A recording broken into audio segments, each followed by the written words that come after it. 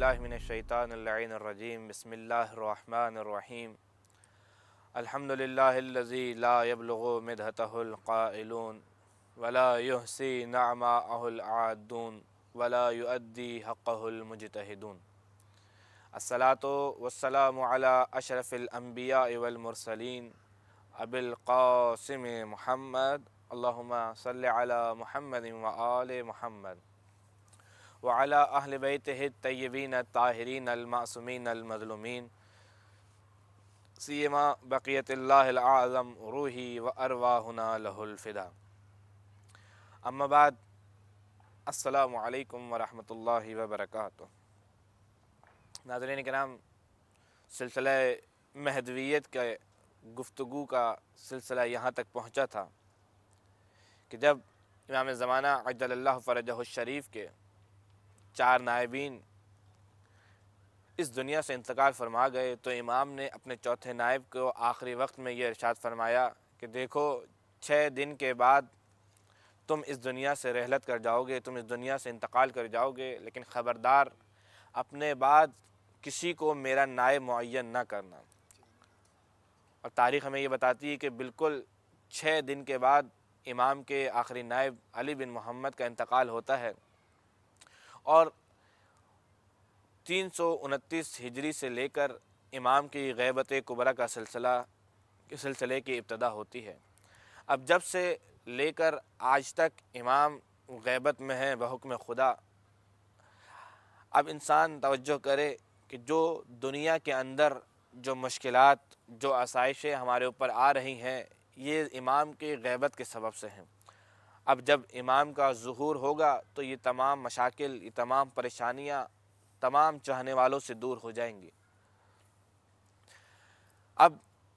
جب انسان اس غیبت کے زمانے میں اپنی زندگی گزار رہا ہے تو کس طریقے سے امام سے محبت کرے، کس طریقے سے امام کی اطاعت کرے اور کس طریقے سے امام کے منتظرین میں سے اپنے آپ کو شمار کرے۔ تو اب انسان کو امام کے غیبت کے زمانے میں کس طریقے سے زندگی گزارنی چاہیے۔ خود قرآن مجید کے اندر اللہ تبارک و تعالی نے ارشاد فرمایا ہے کہ قل ان کنتم تحبون اللہ فاتبعونی۔ یہ جو محبت ہے، اس محبت کا تقاضا یہ ہے کہ انسان اس کی اطاعت کرے۔ امام کے ساتھ عشق و محبت کی جیتی جاگتی تصویر ہوتی ہے اطاعت کرنا امام کی۔ اور جب قرآن کے اندر یہ ارشاد فرما دیا کہ قل ان کنتم تحبون اللہ فاتبعونی، کہ اگر اے رسول آپ کہہ دیں کہ اگر تم خدا سے محبت کرتے ہو تو فاتبعونی، مجھ حبیب کی محبت کریں، مجھ محمد سے محبت کریں، مجھ محمد کی اتباع کریں۔ جب محبت رسول کا تقاضا کیا گیا ہے کہ اگر تم چاہتے ہو، اگر تم یہ کہتے ہو قل ان کنتم تحبون اللہ، کہ تم یہ کہتے ہو کہ تم اللہ سے محبت کرتے ہو تو فاتبعونی، تو مجھ محمد کی اتباع کرو۔ اسی طریقے سے محبت کا تقاضا یہ ہے کہ انسان اس کی اطاعت کرے، جیسا کہ امالی میں شیخ طوسی علیہ الرحمہ نے ارشاد فرمایا کہ امام محمد باقر علیہ السلام ارشاد فرماتے ہیں واللہ لا تنال ولایتنا الا بالعمل، کہ جو بھی شخص ہماری ولایت کا دعویٰ بھرتا ہے، کہ جو بھی شخص ہماری ولایت کا اعلان کرتا ہے تو اسے چاہیے کہ ہماری ولایت کا اعلان کرنے کے ساتھ ساتھ ہمارے ولایت کے ساتھ ساتھ اس کے پاس عمل بھی موجود ہو۔ خدا کی قسم صرف عمل ہی کے ساتھ ہماری ولایت حاصل ہوتی ہے، کہ جب انسان عمل انجام دے گا تو اسے ہماری ولایت فائدہ دے گی۔ اسی طریقے سے دوسرے مقام پر بھی امام ارشاد فرماتے ہیں ما حق الامام علی الناس، کہ جب سوال کیا گیا امام سے کہ امام پر لوگوں کا کیا حق ہے، کہ آپ امام کا لوگوں پر کیا حق بنتا ہے، تو امام فرماتے ہیں حقہ علیہم ان اسمعوا لہ واطیعوہ۔ امام کا حق لوگوں پر یہ ہے کہ وہ امام کی باتوں کو سنیں اور اس پر عمل کریں۔ تاریخ ہمیں یہ بتاتی ہے کہ جب ہم غیبت کبریٰ کے زمانے میں زندگی گزار رہے ہیں تو ہمیں زندگی اس طریقے سے گزارنی ہے کہ جس طریقے سے ہمارے زمانے کا امام ہم سے چاہتا ہے۔ ایسا نہ ہو کہ اگر زمانے کا امام اذن خدا سے ہماری آنکھوں سے اوجھل ہے تو ہم نافرمانی امام میں، نافرمانی خدا میں اپنی زندگی کو بسر کر دیں، بلکہ انسان کو چاہیے کہ امام کہ اتباع کرتے ہوئے، امام کے قول کی اطاعت کرتے ہوئے، امام کی پیروی کرتے ہوئے، امام کی